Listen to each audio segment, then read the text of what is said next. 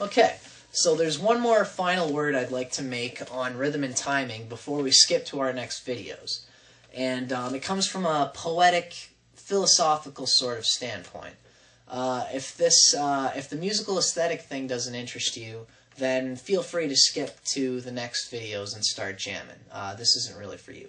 So there's something magical, almost alchemical, that happens when we count out music. Music is this incredibly versatile, malleable sort of clay. We can make anything out of it. And what happens when we count a musical beat is we're taking a slice of infinity and we're breaking it down into structured, measurable parts. This should interest anybody who has read the alchemical tradition of the medieval Renaissance era, or the sublime hermetic tradition of philosophy.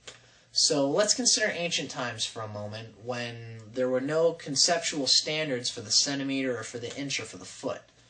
Imagine in these circumstances trying to describe to your neighbor how big that fish you caught yesterday was, you know? You'd probably end up saying something arbitrary, like it was 3 closed fist lengths long or something like that.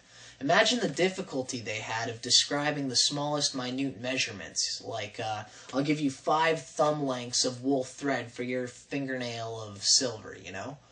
So, the thing is that the width of a mile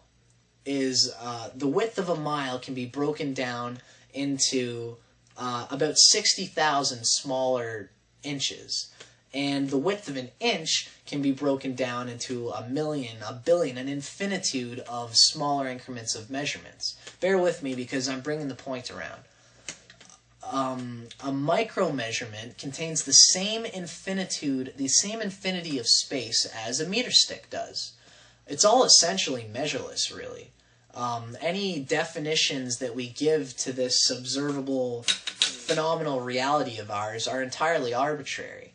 But look at the magic which measurements can make. Look at the pyramids. Look at the sphinxes. Look at the Stonehenge. Look at the wonders which man could create once standards of measurements were put in place.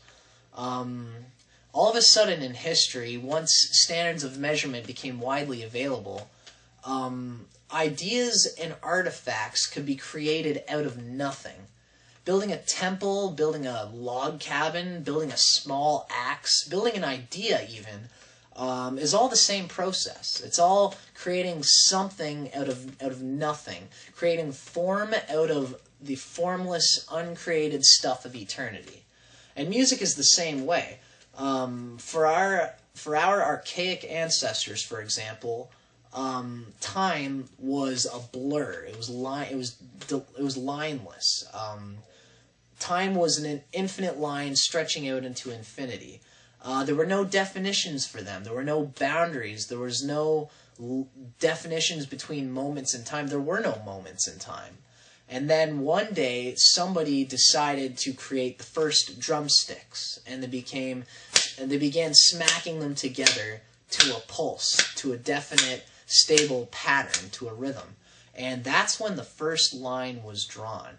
Because after that point on, people could see and feel the distances between moments in time. They could perceive themselves in relation to all the other phenomena around them in time. They began to quantify. They began to measure. They began to manifest the airy dreams and visions of their minds into tangible, structured, objective phenomena.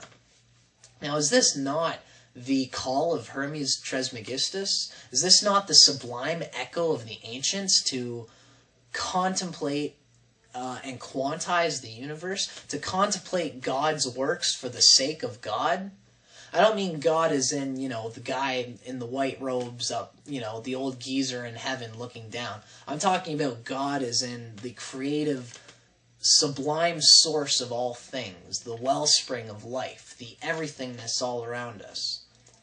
This is what music and artistry is all about. This is what being an instrument of divinity and eternity is all about. Creating something out of nothing.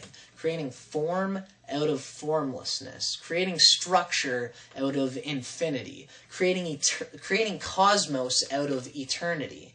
And if that's not your bag, then I don't know why you were issued fingers in the mouth in the first place, man.